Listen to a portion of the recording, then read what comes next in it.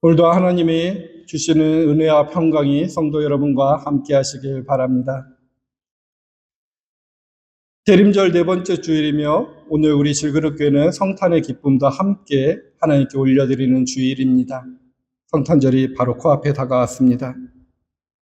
우리는 주님이 함께 계신다는 것을 기뻐합니다.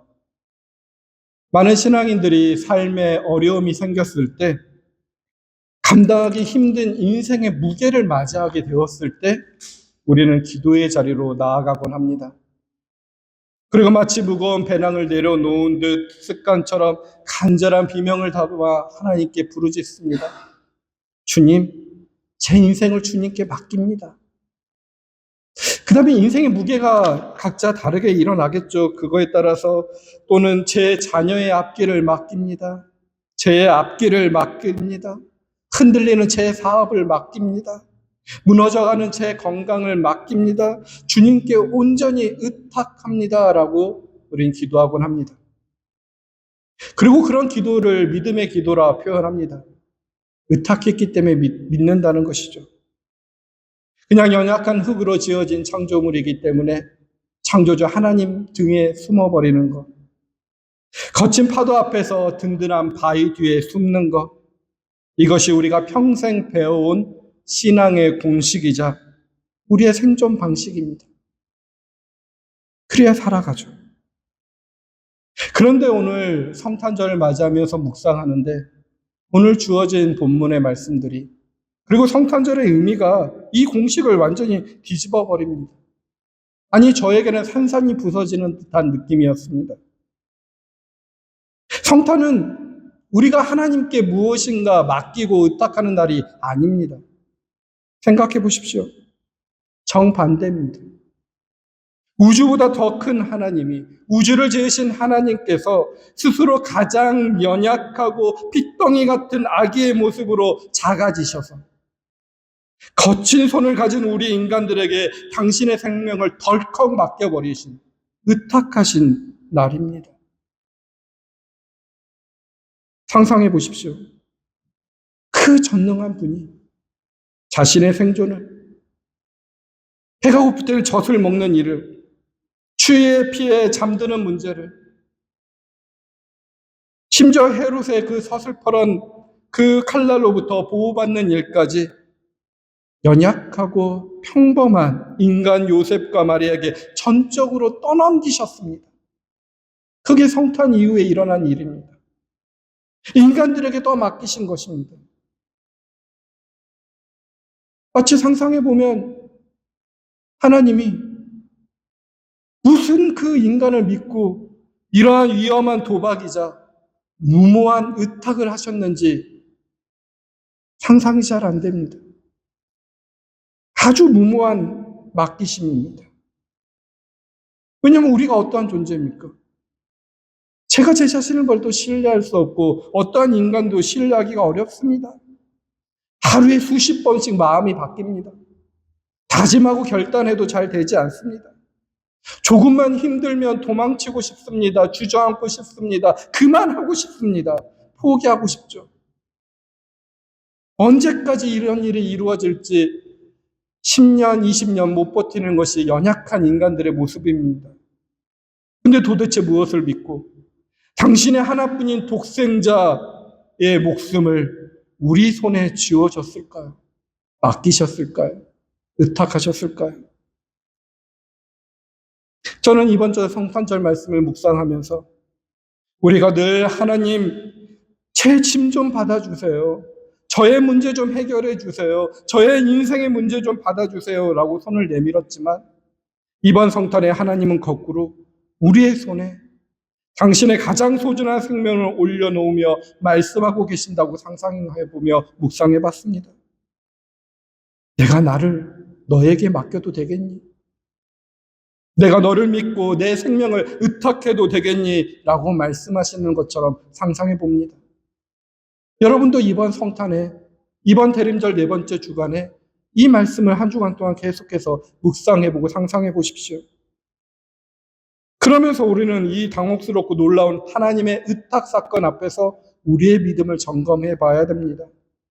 하나님은 왜 이런 위험한 위탁 모험을 감행하셨을까?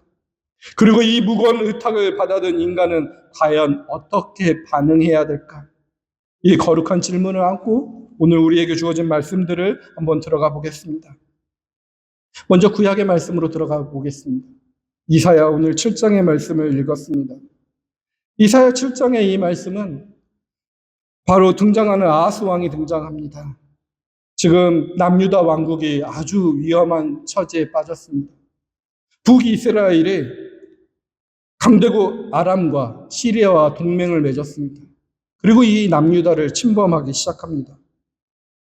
그래서 성경은 당시 아하스 왕과 백성들의 공포를 오늘 주어진 본문 앞에 2절을 보면 이렇게 표현합니다. 왕의 마음과 백성의 마음이 숲이 바람에 흔들림 같이 흔들렸더라. 태풍에 몰아칠 때 숲의 나무들이 흔들리는 것처럼 지금 아하스의 마음에는 흔들리고 있다는 것입니다. 두려움 때문에, 공포 때문에. 이 남유다와 자신의 왕국이 곧 멸망할 것 같습니다. 저 북쪽에 있는 이스라엘과 그 합병했던 그 힘들은 너무나 강합니다. 이제는 끝났다. 우리의 힘으로는 저 연합군을 막을 수 없다 하며 두려움이 영혼을 잠식한 것입니다. 근데 바로 그 순간 하나님은 이사야 선지자를 왕에게 보냅니다. 그리고 놀라운 제안을 합니다. 그게 오늘 본문입니다. 11절 보십시오. 너는 주 너희 하나님에게 징조를 보여달라고 부탁하여라. 저 깊은 곳 수월에 있는 것이든 저 위에 높은 곳에 있는 것이든 무엇이든지 보여달라고 하여라 라고 말씀하십니다. 이게 무슨 뜻일까요? 하나님께서는 지금 아하스에게 마치 백지수표를 던지신 것입니다. 아하스야, 내가 너를 도와주고 싶다. 내가 천지를 지은 하나님이라는 것을 네가 믿지 못하는 것처럼 같으니 증거를 대보라고 하여라. 네가 상상할 수 없는 가장 기상천외한 기적을 요구해봐라. 내가 다 들어주겠다. 그러니 제발 나를 믿고 안심하여라 라고 하나님께서 말씀하시는 듯합니다. 하나님이 왕에게 이런 저자세로 나오시면서 설득하는 장면, 흔치 않은 장면입니다. 근데 오늘 이사야 7장에 아하스에게는 하나님께서 이렇게 대하십니다. 하나님은 아마도 다급하셨고 아하스와 남유다를 구원하고 싶었고 온 인류를 구원하고 싶었던 것 같습니다. 그런데 이 엄청난 제안을 받은 아하스의 대답은 이러합니다. 12절입니다. 아닙니다. 저는 징조를 구하지도 않고 주님을 시험하지도 않겠습니다. 얼핏 이 단어만 들으면 굉장히 신앙심이 깊고 점잖은 대답 같습니다. 감히 미천한 제가 어찌 하나님을 시험하겠습니까? 그저 저는 묵묵히 견디겠습니다. 라고 하는 대단한 믿음의 고백 같습니다. 그런데 13절에 이사야의 말을 들으면 이제 하나님의 인내까지 시험해야 하겠습니까? 라는 말 속에서 보면 지금 하나님의 인내를 시험하고 있는 듯한 말이라는 것이 드러납니다. 지금 아하스는 철저한 위선 속에서 하나님을 향한 정중한 거절을 하고 있는 것이라 예상이 됩니다. 왜냐하면 이렇게 상상해 봅니다. 아하스 머리에는 이미 자신의 계산이 다 되어 있습니다. 하나님보다 훨씬 더 매력적이고 강력해 보이는 확실한 대안으로서 계산기를 다 두들겨 본 것입니다. 당시 떠오르는 동쪽의 제국 아수르 제국이 있었습니다. 이 아수르에게 잘 보인다면 지금 북쪽에서 아무리 시리아와 북이스라엘이 연합해도 아수르의 힘으로 그들을 몰아낼 수 있고 막아낼 수 있다는 계산이 된 것입니다. 그러니 아하스에게 하나님의 개입은 반가운 구원이 아니라 오히려 방해꾼의 간섭으로 느껴진 것입니다. 내가 이미 아수르와 손잡기로 이미 다 계획해냈는데 시나리오를 다 짜놨는데 하나님이 기적을 일으키시면 그것이 다 망가지는 것이 아니겠습니까? 그래서 그는 하나님을 시험하지 않겠다는 거룩한 핑계를 대며 사실상 하나님, 제 인생에 끼어들지 마십시오. 제 문제는 제가 알아서 아수르와 그 힘으로 세상의 힘으로 해결해 보겠습니다. 라고 하나님을 밀쳐낸 것입니다. 그러니 하나님은 그 속마음을 깨트려 보시고 이사야를 통해 말씀하시는 것입니다. 13절에 그때 이사야가 말하였다. 다윗의 왕실은 들으십시오. 다윗 왕실은 백성의 인내를 시험한 것만으로 부족하여 이제 하나님의 인내까지 시험해야 하겠습니까? 라고 물어보는 것입니다. 그리고 아하스가 거절했음에도 불구하고 하나님은 강제로 징조를 줍니다. 징조를 구하지도 않았는데 그 징조가 바로 우리가 잘 아는 임마누엘입니다.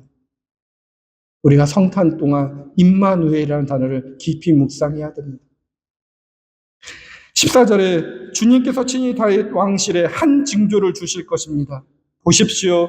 처녀가 잉태의 아들을 낳을 것이며 그가 그의 이름을 임마누엘이라 할 것입니다. 임마누엘, 하나님이 우리와 함께 계시다는 뜻입니다. 근데 여러분, 내 힘으로, 내 계산대로, 내 계획대로 세상을 살고 싶은 사람에게 하나님이 나와 함께 계신다는 말은 축복이 아닙니다. 하나님이 내 계획대로, 내 뜻대로 나를 도와줄 진리가 아니거든요. 하나님의 계획이 있습니다. 축복이 아니라 그것은 공포가 될 수 있습니다. 내가 숨기고 싶은 죄, 내가 꾸미고 있는 은밀한 계획, 내가 의지하고 있는 세상의 권력을 하나님이 다 보고 계시기에 결국은 하나님의 뜻대로 바꾸시겠다는 무서운 추격 선언이 될 수 있다는 것입니다. 지금 아하스에게는 그런 일입니다. 그런데도 하나님은 함께 하신다고 약속하십니다. 아하스는 자신의 왕권을 지키기 위해 하나님을 거절하고 세상의 힘을 선택했습니다. 하나님께 자신의 위기를 맡기기를 거부했습니다.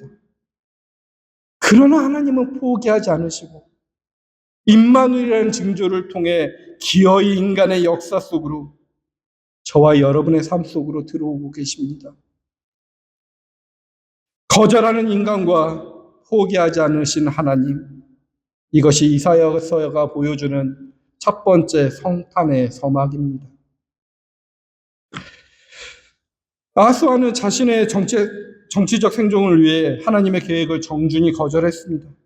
그는 하나님이 내 인생에 들어와서 이래라 저래라 하는 것이 부담스러웠습니다.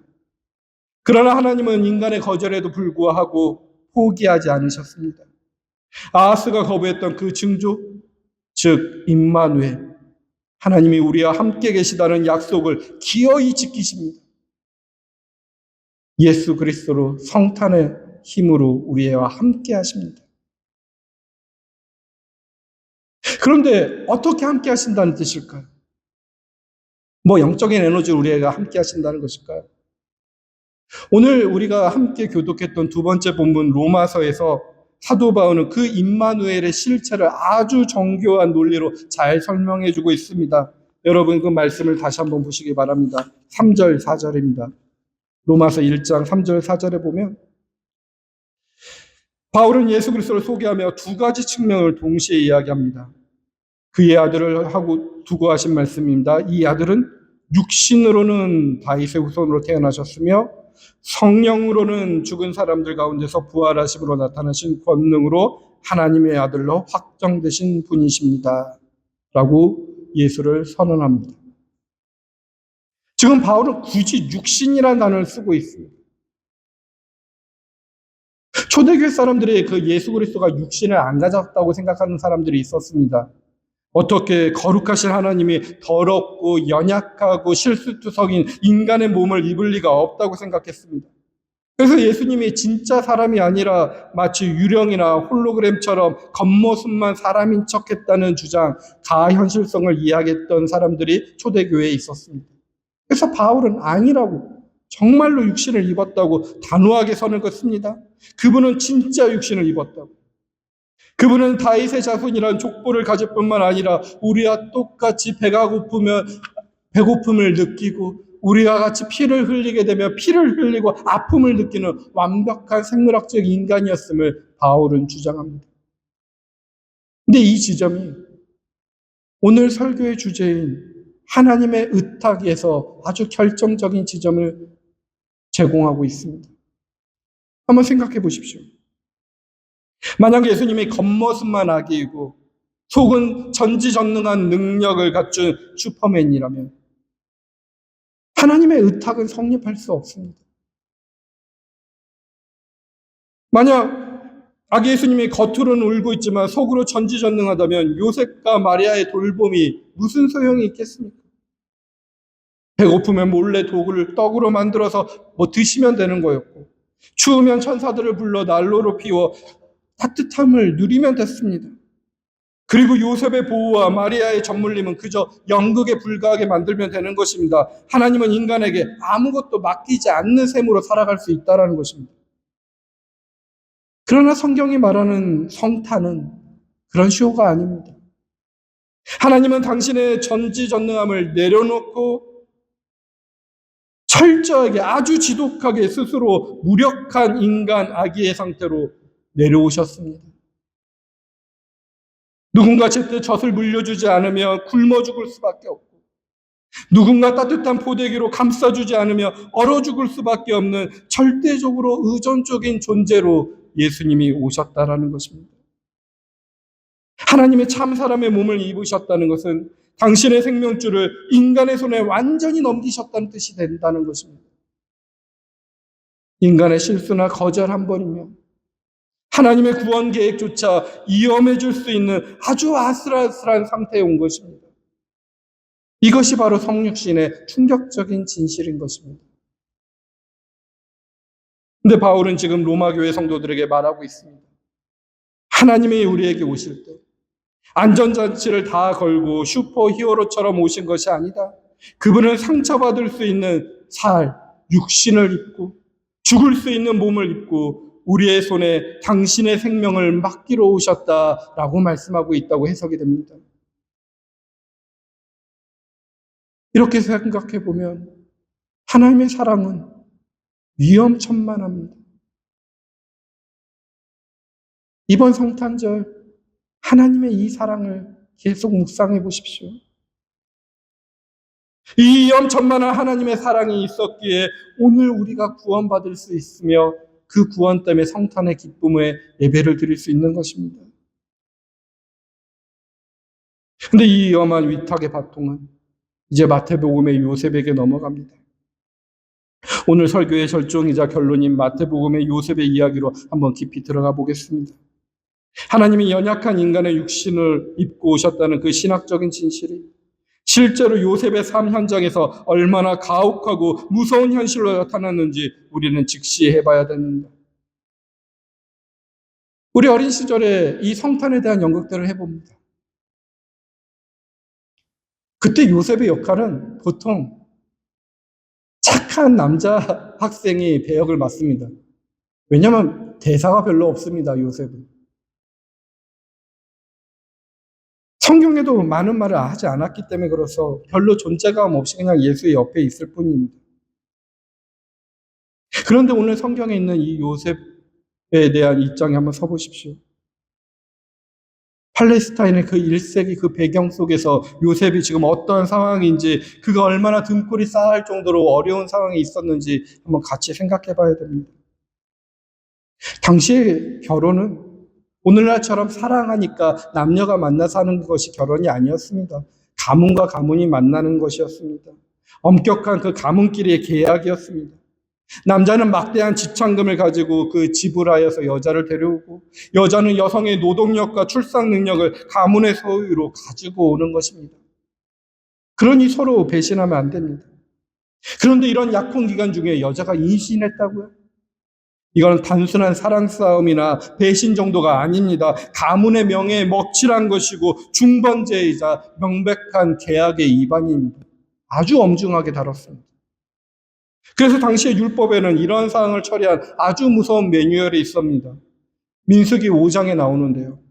쓴물의 의식입니다. 남편이 아내를 의식하면 제사장이나 성막바닥에 흙을 긁어 넣어 저주 섞인 쓴물을 마시게 합니다. 여성이 그 물을 마시고 배가 부어오르거나 병이 생기면 간통한 것으로 간주되고 그 여인은 돌로 맞게 죽게 되어 있습니다. 그 여성들은 그 시험을 거절할 힘도 없습니다. 그저 그 결백할 증명할 힘도 변호사도 없는 철저한 약자 가운데 대부분 범죄자 취급받는, 의심받는 것만으로도 죽음의 공포 앞에 서 있어야 되는 것이 그 여성들입니다. 근데 이 사상의 또 아이의 운명은 어떨까요? 오늘날 사생아는 숨어서 살 수도 있고 드러나지도 않을 수 있습니다. 하지만 유대 사회 속에서 아버지가 누구인지 모르는 아이, 그 사생아는 어디에도 뿌리를 내릴 수가 없습니다. 좁은 세상이기 때문에. 열매 맺지 못하는 저주받은 존재가 취급되어야 됩니다. 하나님의 총회 그 예배하는 공간에 들어갈 수도 없습니다. 유산을 상속받을 수도 없습니다. 평생 근본 없는 자식이라고 손가락질 받으며 살아야 합니다. 사회적으로 완전히 매장당하는 것입니다. 죽음 같은 삶을 살아야 됩니다. 근데 이런 상황 속에서 요셉이 마리아의 임신 소식을 들었습니다. 근데 요셉이 의로운 사람이라고 표시되어 있습니다. 율법을 잘 지킨다는 것이 의로운 사람입니다. 그렇다면 그가 할 수 있는 가장 합리적이고 정의로운 선택은 무엇인가요? 율법 그대로 선택해야 됩니다. 마리아를 법정에 세우고 쓴물을 마시게 하고 돌을 던져 가문의 명예를 회복시켜야 됩니다. 그것이 세상이 말하는 정의였고 그가 알고 있는 의였습니다. 근데 요셉은 혼란스러워합니다. 근데 그 혼란스러운 밤 꿈에 천사가 나타납니다. 오늘 1장 20절 21절에 보니 다윗의 자손 요셉아 아내 마리아를 데려오기를 무서워하지 말라. 아들을 낳으려니 이름을 예수라 하라 합니다. 여러분, 이 명령의 무게가 진짜로 느껴지시나요? 엄청난 무게입니다. 지금 단순히 마리아를 용서하고 잘해줘라라는 권고의 말이 아닙니다. 하나님은 지금 요셉에게 엄청난 것을 요구하고 있습니다. 요셉아, 세상에 사생아라고 저주받았다고 손가락질한 이 아이의 아버지가 되어다. 너의 그 깨끗한 족보를, 너의 가문의 이름을 이 아이에게 덮어 씌워다오 라고 요청하는 겁니다. 요셉이 이 아이의 이름을 짓고 아들로 받아들이는 순간 요셉 역시 무엇이 되는지 아십니까? 사생아의 아버지, 전에 사고친 무책임한 남자라는 꼬리표를 평생 달고 살아야 하는 것입니다. 자신의 의로움과 사회적 체면을 쓰레기통에 버려야지만 예수님을 안을 수 있습니다. 하나님은 지금 요셉에게 사회적 자살을 감수하면서까지 당신의 아들을 맡아달라고 위험한 의탁을 맡기심을 하고 있는 중입니다. 오늘 이사야 아하스는 하나님의 제안을 거절했습니다. 대부분의 인간은 거절할 것입니다. 이 기막힌 인생을 망칠 수도 있는 부탁 앞에서 요셉은 어떻게 반응합니까? 성경을 자세히 보십시오. 놀랍게도 마태복음은 요셉의 반응을 철저히 침묵으로 묘사합니다. 마태복음 1장, 2장 전체를 아무리 살펴봐도 요셉은 단 한마디의 대사가 없습니다. 억울합니다 라고 하소연하지도 않고 왜 접니까? 라고 천사에게 따지지도 않고 훗날 2장에 내가 예수의 아버지다 라고 으스대지도 않습니다. 어떤 분들은 요셉이 너무나 소심해서 혹은 수동적이라서 아무 말 못했다고 생각하는 분도 있습니다. 하지만 요셉은 침묵은 그런 무기력함이 아니었을 것입니다. 그의 침묵은 세상의 온갖 시끄러운 소음을 잠재우고 하나님의 심장 소리를 듣는 가장 적극적이고 치열한 영적 투쟁이 아니었을까 저는 묵상해 봤습니다. 생각해 보십시오. 요셉에게는 얼마나 많은 소음이 들렸을까요? 율법대로 해. 돌로 처단해야만 해. 그게 정의야. 라고 외치는 바리새인들의 목소리. 수군대는 동네 사람들의 비난. 그리고 내면에서 솟구치는 배신감과 분노와 이 무기력함. 이 모든 소음이 요셉의 영혼을 뒤흔들었을 것입니다. 하지만 요셉은 그 입을 굳게 다물고 그 모든 세상의 소음을 침묵으로 밀어냅니다.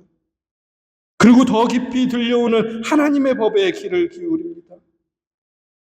그가 들은 하나님의 법이 무엇이었나요? 돌로 쳐서 죽이는 차가운 율법이 아니라 사람을 살리는 뜨거운 긍휼이었습니다. 요셉은 깨달았습니다. 아, 진짜 의로움이란, 의인이란 내 결백을 증명하기 위해 마리아를 찌르는 칼이 되는 게 아니라 저 여인의 수치를 가려주는 방패가 되어주는 것이구나. 그래서 그는 침묵 속에 결단했을 것입니다. 내가 이 여인의, 이 아이의 방패가 되겠다. 잠에서 깨어난 요셉은 마리아를 데려옵니다. 그리고 그 아이에겐 자신의 가문, 자신의 이름을 기꺼이 내어줍니다. 이것은 핏줄로 맺어진 가족이 아닙니다. 선택으로, 책임으로, 나의 희생으로 맺어진 새로운 가족입니다. 혈연을 넘어서 이 거룩한 입양이 있었기에 예수님은 사생아라는 저주를 피하고 다윗의 자손이란 정통성 안에서 안전하게 자랄 수 있었습니다. 요셉의 이 위대한 침묵, 맹목적인 복종이 아니라 하나님의 심장을 품는 이 순종이 없었다면 성탄의 기적은 완성될 수 없었을 것입니다. 하나님은 로마 황제의 화려한 궁전이 아니라 자신의 명예를 버리고 기꺼이 저주를 껴안을 줄 아는 이 가난한 목수 요셉의 거친 손에 당신의 전부를 의탁하셨습니다. 이것이 바로 성탄의 진짜 모습입니다. 말씀을 마무리하도록 하겠습니다. 오늘 우리는 말씀을 통하여서 두 인물을 만났습니다. 아하스와 요셉입니다. 우리는 흔히 아하스는 믿음 없는 나쁜 사람, 요셉은 순종하는 훌륭한 사람으로 바로 인식할 수 있습니다. 하지만 정직하게 우리의 내면을 한번 바라보십시오. 우리 안에는 아하스와 요셉이 둘 다 살아 있습니다. 솔직해 봅시다. 우리의 삶에 위기가 닥쳤을 때, 눈앞이 캄캄해졌을 때, 보이지 않는 하나님보다 당장 눈에 보이는 현실적인 해결책을 찾고 싶어하는 아하스의 마음. 그것이 남의 이야기가 아니라 저와 여러분들의 삶의 이야기지 않나요? 내 삶이 안전하기를 바라고, 손해보지 않기를 바라고, 복잡한 문제에 휘말리지고 싶지 않아 계산기를 두들기는 그 마음을 누가 감히 돌로 칠 수 있습니까? 하나님은 그런 우리의 연약함과 두려움을 알고 계십니다. 그러나 성도 여러분, 성탄의 신비는 바로 그런 우리에게 찾아온다는 것입니다. 하나님은 완벽한 믿음의 용사에게만 당신을 맡기신 것이 아닙니다. 두려워 떨고 있는 우리에게, 여전히 계산하고 주저하는 우리에게 함께 하신다고 임마누엘의 약속을 하고 계시고 하셨으며 하실 것입니다. 그리고 하나님은 또다시 우리에게 찾아오셨고 찾아오실 것입니다. 당신의 가장 소중한 생명을 맡기시는 것입니다. 내가 너의 연약함을 안다. 너의 두려움도 안다. 너의 믿음 없음도 안다. 그래도 내가 나를 너에게 맡겨도 되겠니? 하며 주님은 찾아오십니다. 그 주님이 보이시나요? 그 주님이 어디에 계실까요? 2000년 전 베들레헴이 아니라 바로 우리의 삶 근처에 가까이 계실 거라 저는 묵상해 봅니다. 매 성탄절에 말했듯이 마태복음 25장의 말씀처럼 주님은 지금 우리 주변에 가장 작은 모습으로 와 계실 것입니다. 아니, 오랜 동안 생각해 보니 때로는 나를 불편하게 만드는 짐 같은 사람의 모습으로도 우리 곁에 와 계실 것입니다. 그들은 우리에게 무언의 눈빛을 보냅니다. 나를 좀 참아주세요. 나를 좀 있는 그대로 받아주세요. 나의 이 모난 부분까지 당신이 좀 감당해 주세요. 그럴 때 우리 안에 아하스는 말하죠. 싫어. 손해잖아. 피곤하잖아. 내 계산에서는 그거는 손해야. 하지만 바로 그 순간 우리 안에 있는 요셉을 깨워야 합니다. 하나님이 우리를 믿고 건네시는 그 위험한 위탁, 맡기심을 바라보아야 합니다.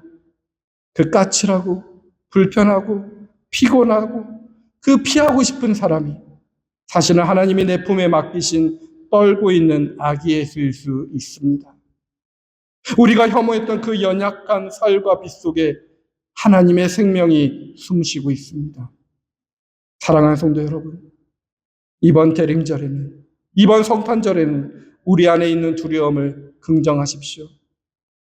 그래, 우리는 겁이 납니다. 손해보는 것이 무섭습니다. 하지만 그 두려움을 뚫고 침묵 속에 조용히 사랑의 방패를 들어 올리는 요셉의 용기를 내어보십시오. 여러분이 그토록 피하고 싶었던 그 누군가를 향해 험담하고 비난하고 싶은 입술을 멈추고 침묵 속에 그를 가슴으로 덮어줄 때, 그래 내가 너의 보호자가 되어주마, 내가 너의 비빌 언덕이 되어주마라고 결단하며 나의 시간과 마음을 내어줄 때, 이로써 차갑던 우리의 인생의 마국간에 하나님이 거하시는 따뜻한 성전이 될 것입니다. 그리고 그곳에 진정한 임마누엘, 하나님이 우리와 영원히 함께 하시는 기적이 시작될 것입니다. 이 거룩한 부담감, 이 아름다운 의탁 맡기심을 기쁨으로 감당하는 저와 여러분이 되길 주님의 이름으로 축원드립니다. 살아계신 하나님 아버지, 주님은 자신의 생명을 우리의 손에 맡기실 만큼 우리를 사랑하시는 하나님이십니다. 이 시간 우리의 연약함을 고백합니다. 우리도 요셉처럼 살고 싶지만 현실 앞에서는 늘 아하스처럼 두려워하고 계산하며 나의 안전만을 구했던 사람임을 주님은 아십니다. 그러나 주님, 그런 우리를 포기하지 않으시고 또다시 찾아와 주님의 생명을 맡겨주시니 감사합니다. 주님, 우리에게 용기를 허락하여 주옵소서. 우리 곁에 있는 불편한 사람들, 내 삶을 힘겹게 하는 그 영혼들이 사실은 주님이 내게 맡기신 거룩한 부탁임을 알아보는 눈을 열어주소서. 두렵고 떨리지만 그들을 향해 사랑의 방패를 들겠습니다. 우리의 좁은 마음을 열어 아기 예수님을 모시듯 이웃을 품게 하시고 그 순종의 자리에서 임마누엘 하시는 하나님을 깊이 만나는 성탄이 되게 하여 주옵소서. 우리를 믿고 당신의 전부를 맡기신 예수 그리스도의 이름으로 기도합니다. 아멘.